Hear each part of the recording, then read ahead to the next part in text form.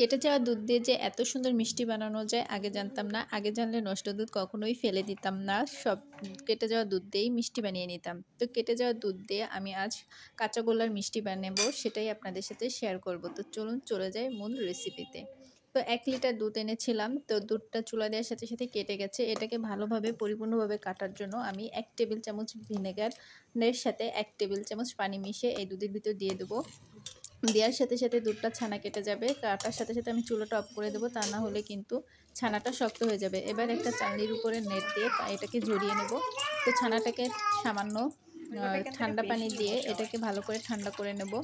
আর এটাকে এপিট ওপিট সব পিঠে পানি মিশিয়ে ভালো করে ঠান্ডা করব। তারপর হালকা প্রেশার দিয়ে পানি ঝরিয়ে নেব। খুব বেশি চাপ দেওয়া যাবে না, সামান্য চাপ দেব। তারপরে এটাকে 2 ঘন্টা ঝুলিয়ে রাখবো। 2 ঘন্টা ঝুলিয়ে রাখার কারণেই এর ভিতরে সব পানি ঝরে যাবে। ফিরে আসলাম 2 ঘন্টা পর। তো ছানাটাকে এবার আমি খুলে নেব।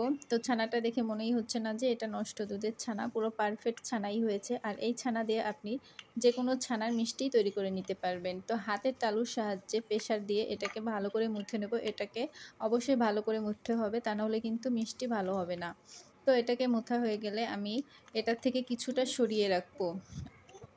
এই 3 ভাগের 2 ভাগ রাখবো আর 1 ভাগ সরিয়ে রাখবো।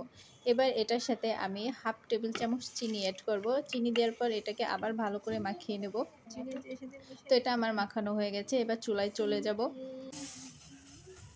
তো চিনি মাখানো ছানাটুক চুলায় দিয়ে দেবো আর এর সাথে 1/4 কাপ কনডেন্স মিল্ক দেবো।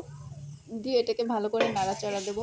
আর হ্যাঁ, এখানে কোনো এক্সট্রা কোনো চিনি অ্যাড করব না, কারণ কনডেন্স মিল্কে কিন্তু অনেক মিষ্টি থাকে। এই মিষ্টিতেই হয়ে যাবে, এক্সট্রা কোনো মিষ্টি দিতে হবে না, মানে চিনি দিতে হবে না।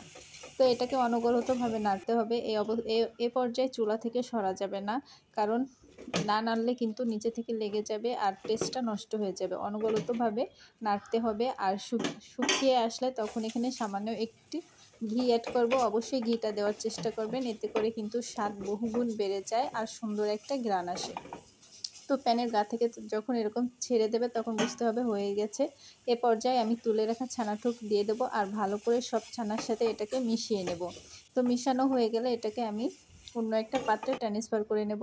এবার এটাকে আপনি আপনার পছন্দ মতো মিষ্টির শেপ দিতে পারেন। চাইলে এটাকে সন্দেশ হিসেবেও রাখতে পারেন। এটাকে ভালো করে সেট করে তারপরে পছন্দ মতো কেটে নিলেই হয়ে যাবে সন্দেশ। তো এটাকে আমি গোল গোল করে মিষ্টি করে নেব। আর সৌন্দর্য আরও বেশি করার জন্য গুঁড়া দুধে এটাকে কোট করে নেব। এটা সম্পূর্ণ দেখার সৌন্দর্য। তো সবগুলো মিষ্টি আমি একইভাবে করে নেব। আর মিষ্টিগুলো কিন্তু আলতোভাবে পাকাতে হয়, তা না হলে কিন্তু ফেটে যায়। তো মিষ্টিগুলো আমার হয়ে গেছে। আমার ছেলেও আমাকে সাহায্য করছিল। এই যে আমার ছেলেও বানাচ্ছে। তো হয়ে গেছে সবগুলো মিষ্টি। ভালো লাগলে অবশ্যই একটা কমেন্ট করে যাবেন।